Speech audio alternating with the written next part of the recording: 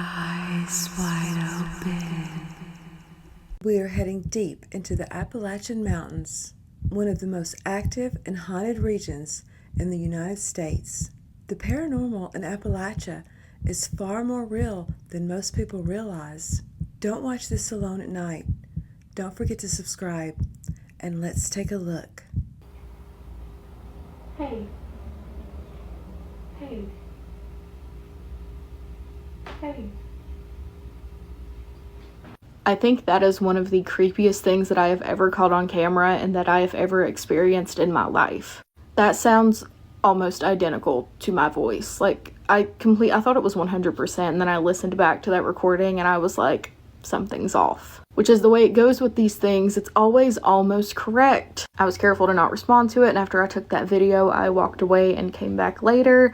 But yeah, I guess it's using my voice on me now, which is weird. If this is even the same thing, who knows? We have a melting pot of paranormal things happening in this house and to me at all times. But yeah, that was creepy. I'm so glad that I started recording because no one would believe me without that. Who is it? Me. Who's me? Your son. Aren't you at your friend's sleepover?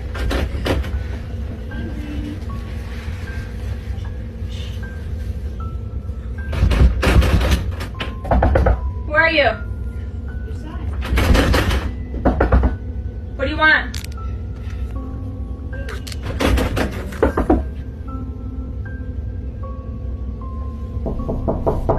There's food in the microwave. Eat it, honey.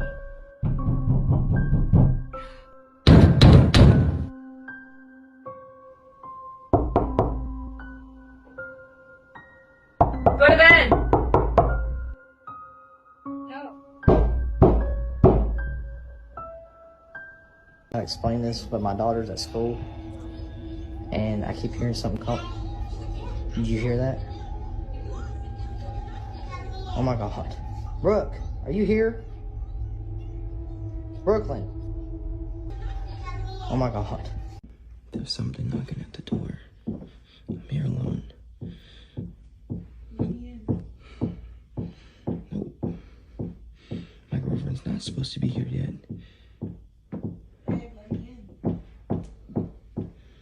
Nope.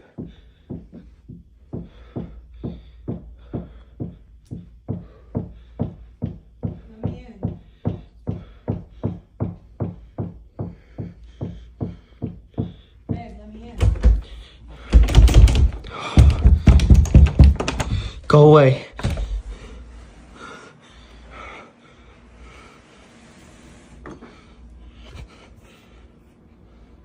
She's not supposed to be here yet. I didn't hear her car. Her keys are not here.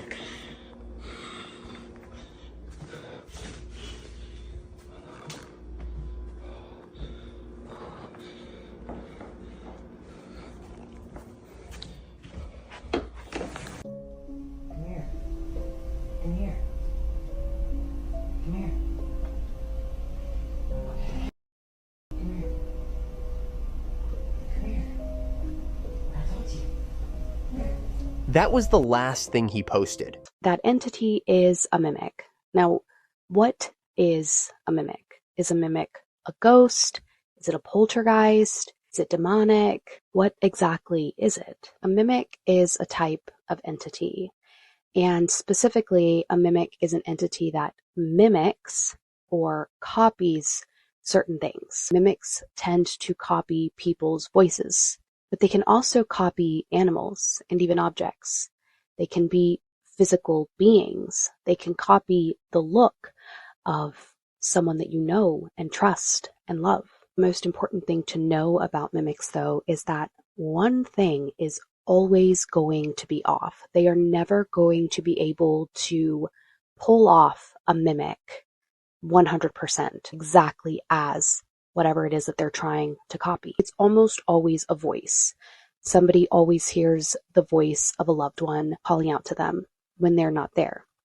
Now, the thing is, and it's always noted, is that the person who's sharing the story will almost always pick up on something that's a little bit weird about this voice that they're hearing. It's either the tone is off, or it's a name that's not commonly used. Something is just always not right. And as humans, listening to something copy the voice of someone that we love and we trust, we pick up on those things really quickly. It's odd. Even when we are in like fight or flight mode, even when we are deathly afraid, we still pick up on those tiny little details, almost as if our brains are telling us, hey, like something is not right here. Now, a mimic is not like a poltergeist. A poltergeist is mainly there to cause mischief. It wants to stir up trouble. A mimic wants to cause harm. A mimic takes things that a person trusts and loves and will twist it in order to gain whatever it is they're trying to gain. Now, most of the time, mimics will feed off of fear. They will feed off of loneliness. They tend to target people who fit that description. Now, the idea of a mimic or the folklore of a mimic isn't anything new. It's not something recent, although we have been seeing it a lot more often lately. In different cultures, we can see it as the doppelganger or even the rake. Mimics are frightening. They are calculated. They are intelligent. They target a certain type of person. And they use things that that person loves, a mother, a friend, a toy, a pet, and they will use that trust and that love and that enjoyment that that person might feel for whatever it is that the mimic is trying to copy.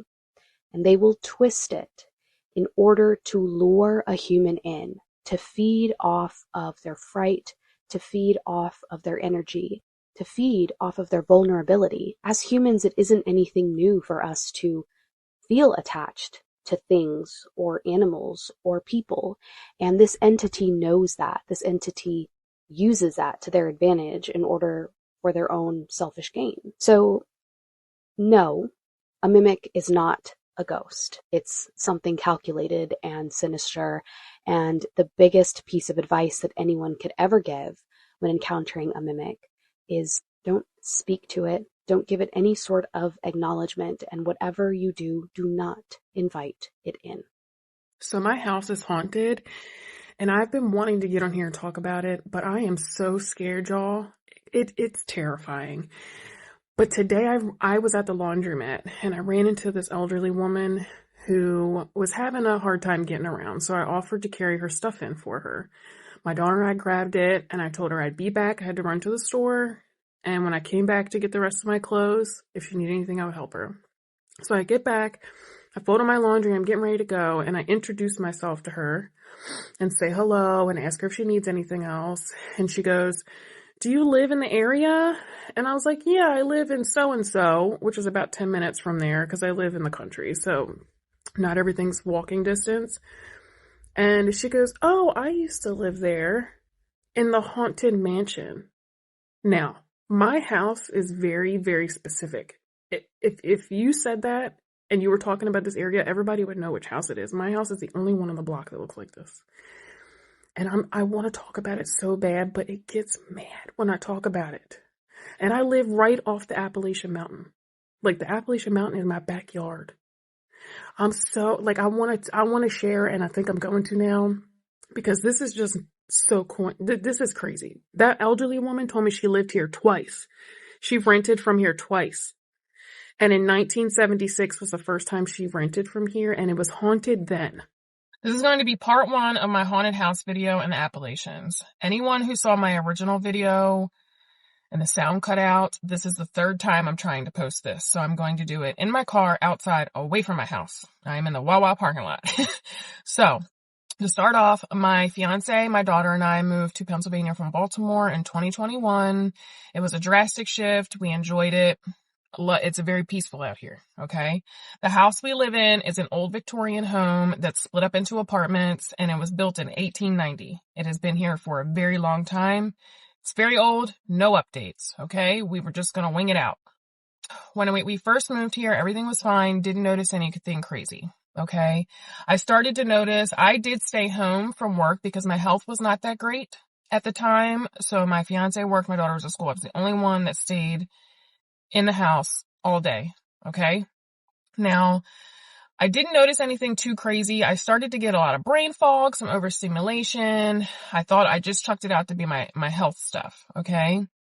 Now, the first thing, this is not just about my haunted house. This also kind of blends into my life in a way, I believe it does. So to start off, the first thing I noticed when I realized the house was haunted, my daughter and I were sitting in the living room, and my dog was sitting in front of us on the floor.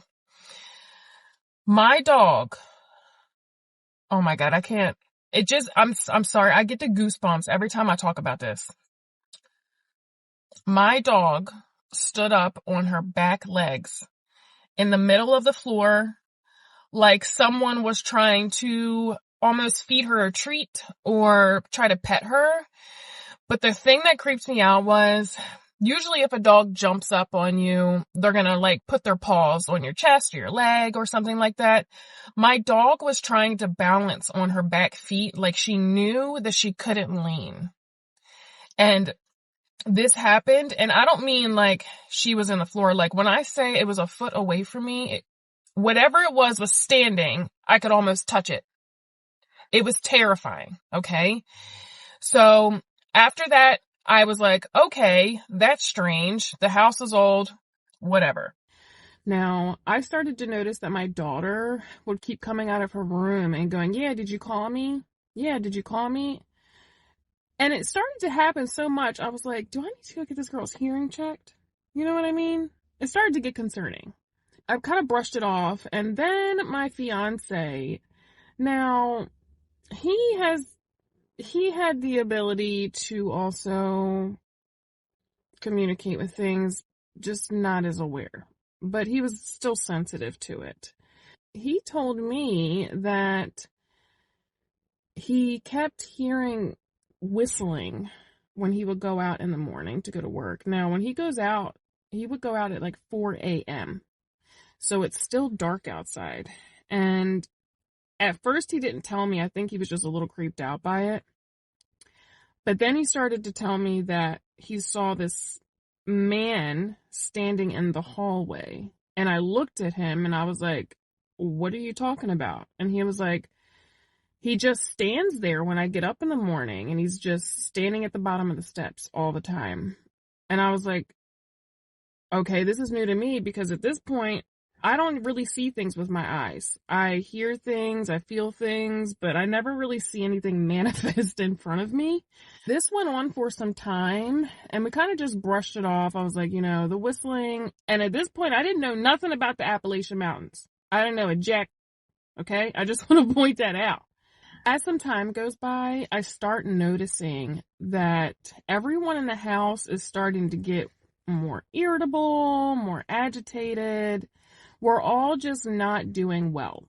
So we're spending a lot of time on our phones. Like, it was almost like we were just trying to quiet out the noise unknowingly. Also, I'm not going to tell this in a timeline order. I kind of have to batch it together where it goes, or it's going to be a chaotic mess.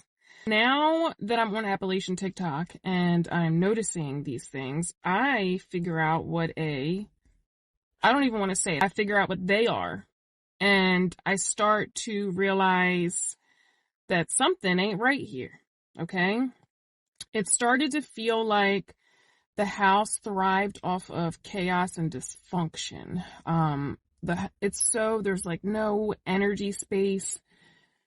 There's no space to store anything, and the house was just so cluttered with the stuff we came with, and it felt like even the portion of my apartment, no matter what I tried to do, the house even now, still to this day, it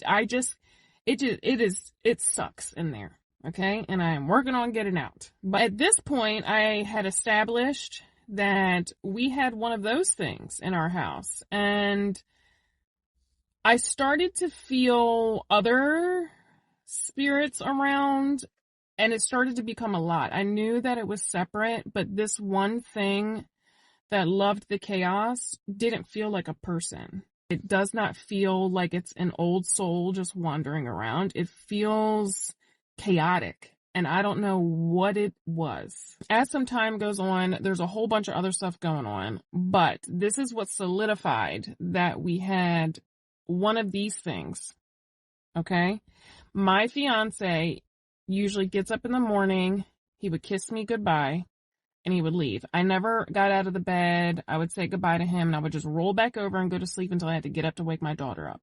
This specific day, I just happened to wake up with him, and I sat up in the bed and like out of my sleep, and I spoke to him for a few minutes, and he walks out of the room, and I hear this voice that sounds like a woman, but if you were to see, I'm getting goosebumps again.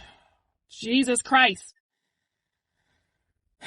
It sounds like a woman's voice, but almost like if you were muffled through a radio or through like a wall, like you could hear someone talking. Okay. I heard that with my own ears. And then I was like, I wonder what that was. I rolled over and put my head back down. My fiance only made it halfway down the steps, and he goes, yeah. And I was like, wait a minute. He heard that too. He heard what I heard. And I was like, wait a minute, did you just hear that? And he was like, yeah, you called me.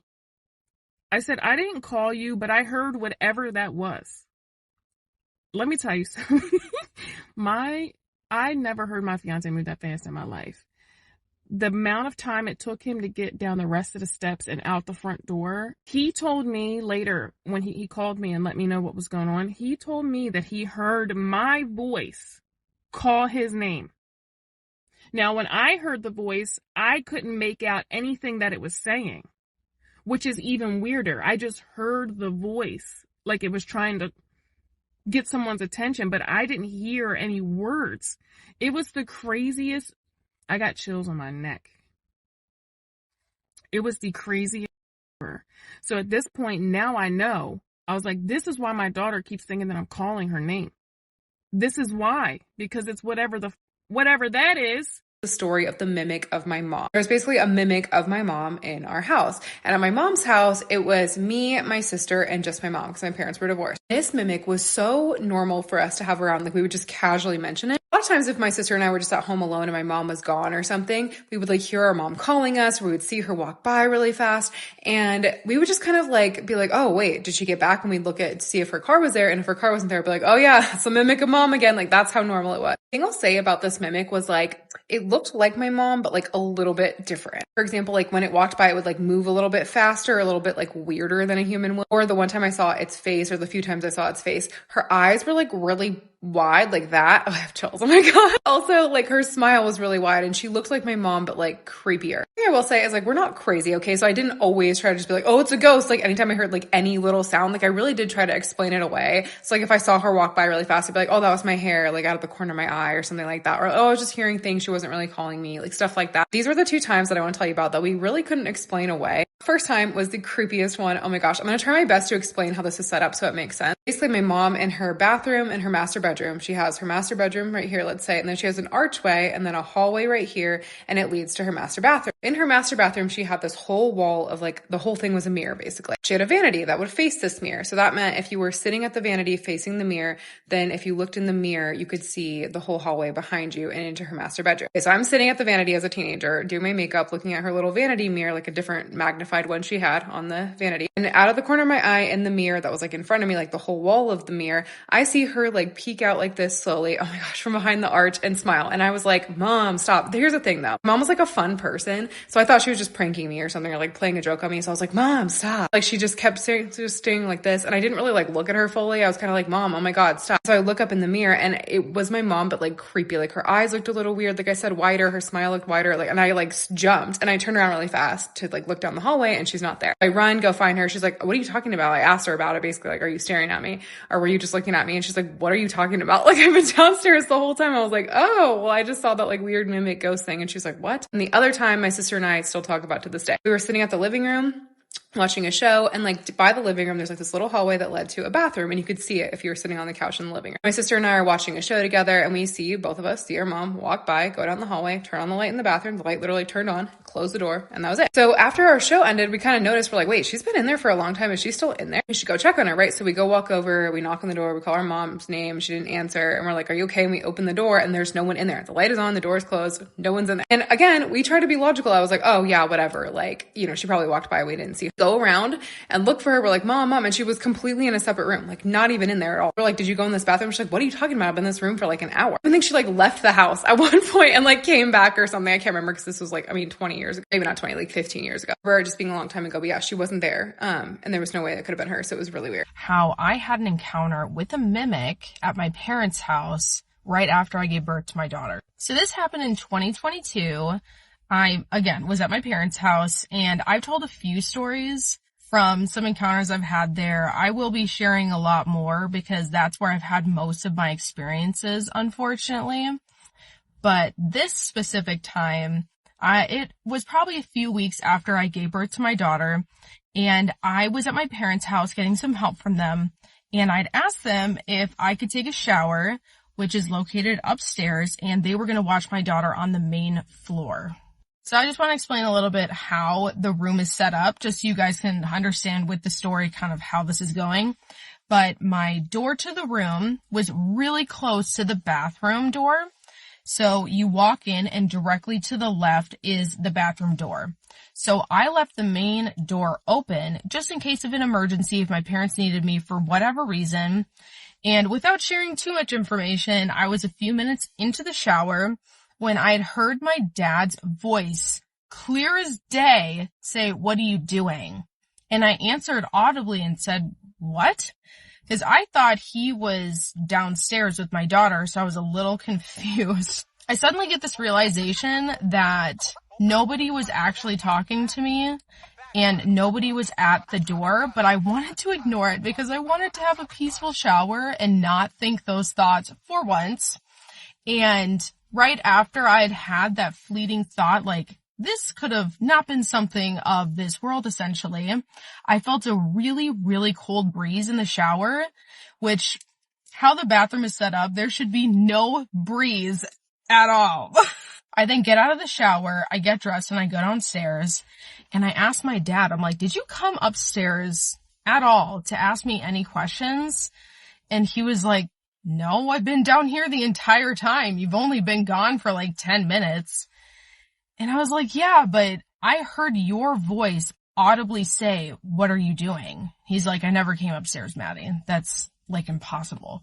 So keeping that in mind and knowing all the encounters that I've had over time in this house, I knew that it was some sort of entity that was trying to get my attention and trying to freak me out.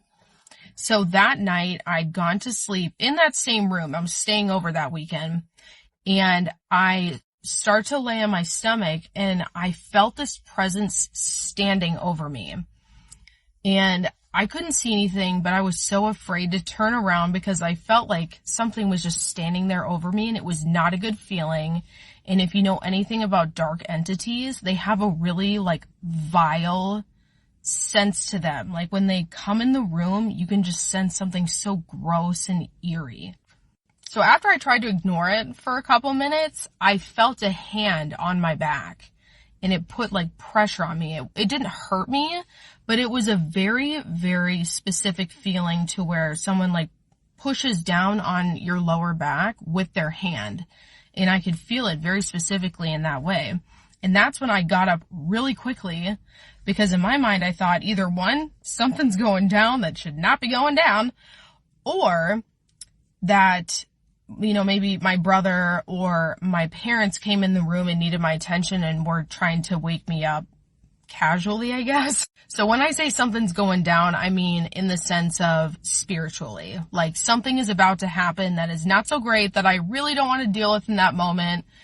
However, I turn around and I can sense this thing there, but I can't see anything physically. So I start claiming my space. Of course, I really don't want this thing in my room. I want to go sleep. I'm tired. Get out of my room. That's when I heard footsteps very clearly going from my bed to the door. So there's a specific creak in that hallway where I said the bathroom and the door are. And so right when I heard the footsteps going over there, I heard the creaking next to the door that you can only hear when someone is walking in and out of that room. I've heard that sound time and time again from this thing. Like, it actually annoys the crap out of me that it keeps trying to come in and out of that room. However, there is another story time that goes with that where the entity actually goes to my brother in his dream and tries to taunt him and say that it is inhabiting the room that I was staying in at that time. However, I have had so many encounters in this room and in my parents' house, but I've heard so many stories about mimics and how after you acknowledge them, things can get worse.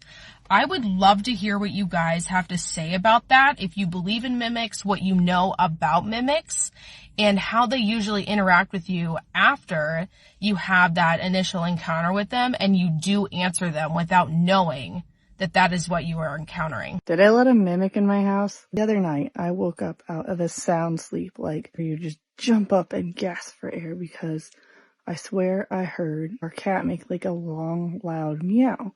And she didn't come in that night. We had stayed up late waiting for her, and eventually we had to go to sleep. So I thought maybe she was at the door. I didn't think anything of it because I just woke up.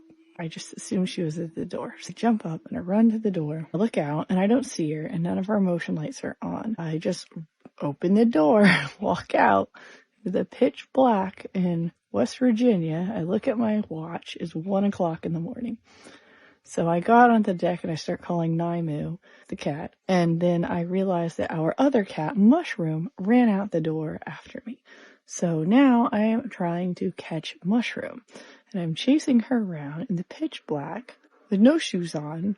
And she runs underneath our solar panels. So I ran into the side of it with my leg. But I managed to catch Mushroom. Called Naimu a few more times and nothing. She was not there. So Mushroom and I go in, we lay back down, and maybe a minute after I laid back down, I heard the same like long drawn meow, like when a cat is panicking, pacing, wanting in. At that point, I was a little bit more awake and I was like, nope, I am not gonna get up and walk out there again. Like, it's not her. About a minute later, I heard a loud bang in our kitchen. I did not get up. So I went back to sleep. So the next morning, the cat's there. I told my husband, and he said, "You just dreamed that? That sounds crazy." I said, "No, because I have a big bruise on the side of my leg from running into the solar panels chasing after Mushroom." Fast forward to the next night, both laying in bed. It's about midnight. My husband's watching a show, and we both almost, like, we couldn't tell if it was a cat or a person. A high-pitched, like, sound. Eventually, he goes, "Do you hear that?" And I was like, "Yeah, I thought it was like something in your show." He says, "No." So he turns off the TV. Both jump up. Again, it's really loud, and it's like a cat going meow outside. Now, mind you, this time all of our cats are inside. We have the lights off. We look outside. There's nothing there. Nothing is setting off the motion lights. My husband looks at me and he goes, "What did you do? Like, what did you let in?" I'm like, "I don't know. I was half asleep yesterday." We both go over to the side window and nothing. There's nothing out there, but you could hear it like really loud meow, almost like it kept moving the different sides of the house outside. So my husband opens the window and looks outside. We saw nothing. You heard like bang, bang, bang, bang, almost like something scurrying or running. There was nothing outside that window for it to run on except for the ground. It wouldn't have made like a bang sound. Whatever it was, disappeared. No lights turned on, so nothing was running around out there. Got the window and didn't hear it again that night. Really strange. I don't know if my researching of such things threw something in, but me being half asleep just opened the door wide up and wandered outside. So if you made it this far, thank you for exploring the paranormal side of Appalachia with me. These mountains hold centuries of secrets, and we're only scratching the surface. Make sure to subscribe so you never miss another deep dive. And as always, stay safe, stay aware, and question everything.